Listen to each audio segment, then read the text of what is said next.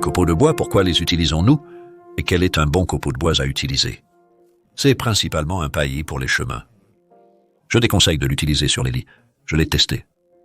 La matière organique contribue à la fertilité du sol à long terme. Mais en attendant, vous pouvez souvent avoir beaucoup de nuisibles comme les cloportes et les limaces et des choses que vous ne voulez pas. En surface, il n'absorbe pas d'azote, c'est seulement s'il est dans la zone racinaire. Donc encore une fois, c'est pourquoi vous ne voulez pas de lit profond de ça. Parce que vos racines devront y aller, et je trouve que c'est vraiment bien juste sur les chemins autour de 3 cm, 1 pouce ou à peu près, au maximum, et là, il s'ajoute à la vie fongique du sol dans le chemin. Le sol du chemin est un sol vivant. Et regardons quelques types différents et comment vous pourriez les utiliser. Donc ce tas a été livré ici il y a 3 mois. C'est fin novembre et il est arrivé en septembre. Regardez comme il s'est magnifiquement décomposé tant qu'il est humide. Si un tas de copeaux de bois n'est pas humide, il ne se décomposera pas et en fait c'est ce qui s'est passé ici. Je peux juste voir qu'il y a un petit peu de copeaux secs. Considérant combien de pluie nous avons eu, c'est assez surprenant. Mais j'arrose en fait volontairement mon tas de copeaux de bois s'il n'est pas mouillé. Je veux qu'il se décompose parce que je l'utilise comme un paillis qui nourrit la vie du sol et non comme une chose morte et inerte. C'est un potager. Si vous avez un jardin ornemental, vous voulez simplement couvrir le sol pour empêcher la pousse des mauvaises herbes. Une épaisseur importante autour des arbustes et autres est bénéfique. Mais dans les jardins potagers ici où nos allées sont assez étroites et les racines arrivent dans les allées, je veux garder ce sol vivant et fertile et puis regardez ça. C'est un conifère. Il y a beaucoup de verdure ici. On nous dit toujours que c'est mauvais parce que c'est acide et que ça rendra le sol acide. En fait, ce n'est pas vrai. Donc, je l'utilise depuis longtemps et c'est très bien. Changer le pH du sol est très difficile. Même la pluie qui tombe à un pH de 5,6 n'acidifie pas le sol.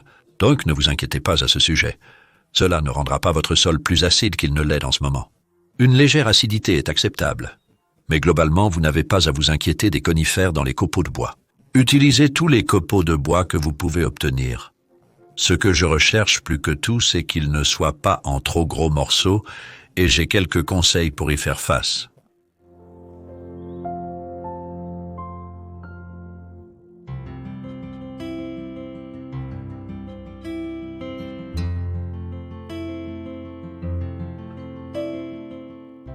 Voici le QG du bois.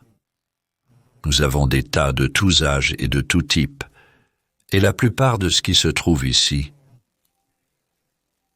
provient d'un copeau de bois que j'ai fait livrer au cours des 18 derniers mois environ, et c'est ce que je ne veux pas trop sur mes chemins. Je peux sembler un peu pointilleux ici, mais en partie à cause de la façon dont j'ai aménagé mes lits et chemins ici, je n'ai pas de côté en bois pour les lits, et les lits ne sont pas beaucoup plus hauts que les chemins.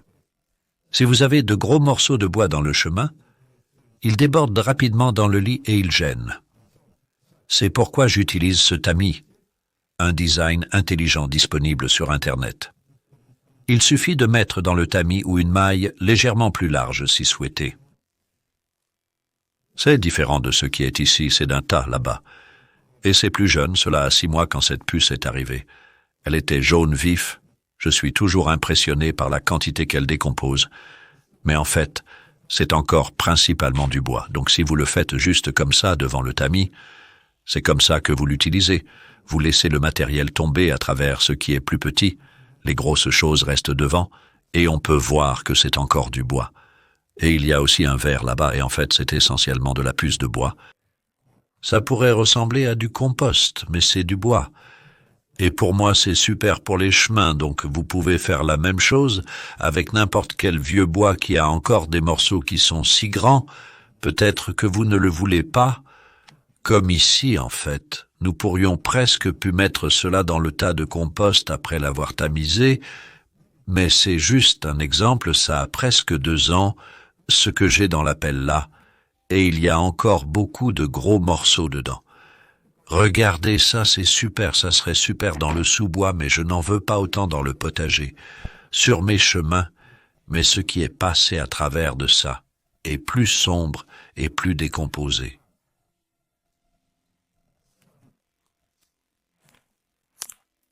Nous avons du bois qui est un peu envahi par la haie, Vous pouvez trouver du bois qui est envahi par les racines d'ortie, par exemple. Ce n'est pas un problème. Il faut juste arracher ce que vous ne voulez pas. C'est trop de graines qui sont tombées et qui ont été soufflées. Et en fait, les mauvaises herbes que nous avons ici ne font généralement pas ça, mais regardez ça, c'est de la ronce. Waouh, ça a juste besoin d'un peu de rangement ici, en fait. Ce n'est rien d'intimidant, juste du lierre classique se propageant dans les mauvaises herbes de la haie. Et ceci est du saule que nous avons déchiqueté en février de cette année, donc il y a 9 mois. Et c'est d'un arbre juste là, en fait. Je suis monté là-haut avec une tronçonneuse en janvier. J'en ai coupé certains. C'était devenu trop haut. Et je ne pensais pas que cela se décomposerait jusqu'à la montagne, mais c'est le cas. Et encore une fois, nous allons avoir beaucoup de beau matériel à partir de cela. Vous pourriez utiliser ceci, un verre encore, comme un tas de compost brun. Et nous faisons cela surtout en été, donc c'est une autre chose que vous pouvez faire avec du bois déchiqueté en fait. À cette période de l'année, vous pourriez le tamiser et faire une pile pour l'utiliser comme matière brune l'été prochain, lorsque vous aurez beaucoup de matière verte pour votre tas de compost, mais pas assez de brun. Le bois déchiqueté offre de nombreuses possibilités. Je suis reconnaissant de cette ressource qui n'était pas courante quand j'ai commencé le jardinage dans les années 80, et puis nous avons toutes ces grosses choses et c'est oups. Désolé, Minty. Oh là là, c'était malchanceux. Ça va sur cette pile. Donc cette pile, c'est tout ce que nous avons tamisé et traversé. C'est les gros bouts. Et ça va rester là maintenant, peut-être jusqu'à la même période l'année prochaine. Ça ne va jamais se gâter ou quoi que ce soit. Ça ne va que s'améliorer. Un autre type de bois qui est bon à utiliser pour faire les allées est la sciure ou les copeaux de bois fin, comme nous en avons ici en fait.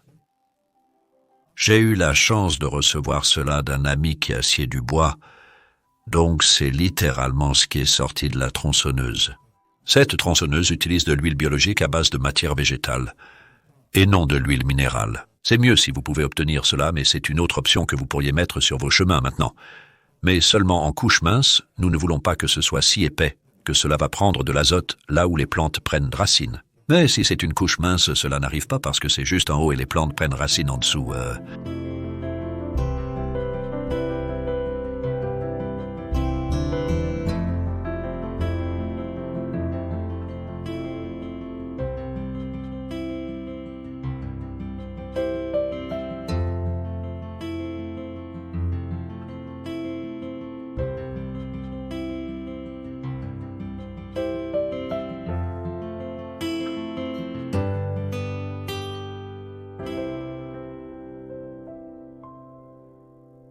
Donc, pendant que je chargeais ceci, j'ai pensé, une partie de ceci est si agréable, que vous pourriez vraiment mettre cela dans le tas de compost, mais ce que je vais faire est de le diluer un peu avec des copeaux de bois plus jeunes, juste pour obtenir plus de bois.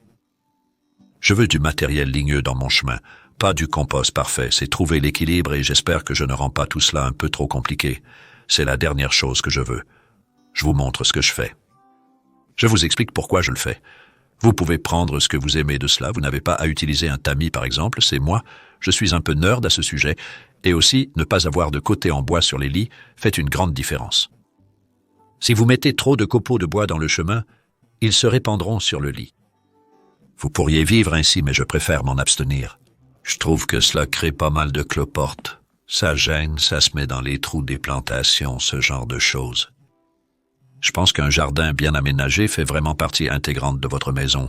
Ensuite, tout le reste se déroule merveilleusement bien.